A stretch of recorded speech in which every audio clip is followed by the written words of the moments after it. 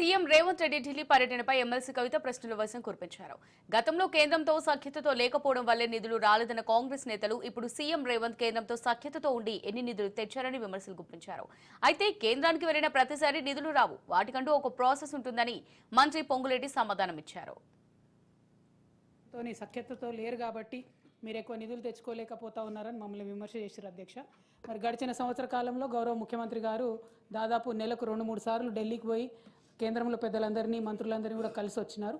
మరి ప్రతి జిల్లాకు రావాల్సినటువంటి నవోదయ పాఠశాలలు తెచ్చుకున్నారా? లెఫ్ట్ వింగ్ ఎక్స్ట్రీమిస్ట్ జిల్లాల కింద మన జిల్లాలు చాలా ఎక్కువ ఉన్నాయి, వాటిని ఎన్నింటినీ రికగ్నైజ్ చేస్తున్నారు. మూడోది అధ్యక్ష, మరి ముఖ్యమైనటువంటి విషయం బ్యాక్వర్డ్ గ్రాంట్స్ ఏదైతే ఉంటాయో అవి వచ్చినాయా రాలేదా? అవి దాదాపు 1800 కోట్లు పెండింగ్ ఉన్నాయి. మరి ఇన్నిసార్లు పోతా ఉన్నారు, ఇంత సఖ్యత మెయింటైన్ చేస్తూ ఉన్నారు మీరు. ప్రధానమంత్రి దగ్గర నుంచి మొదలు పెడితే ప్రతి ఒక్కరితోని ఎక్స్ట్రా అడిషనల్ నిధులు ఏం తీసుకొచ్చినారు అనేటటువంటిది ప్రశ్న అధ్యక్ష. మాటకు ముందు మాటకు మధ్య మాటకు చివర గౌరవ ముఖ్యమంత్రి గారు ఇన్నిసార్లు కేంద్రం పోయారు, ఏమి నిధులు తెచ్చారు, ఏమి నిధులు డెఫినెట్గా పోయినప్పుడల్లా నిధులు ఏదో వ్యాగిళ్లతో వస్తాయన్నది కాదు.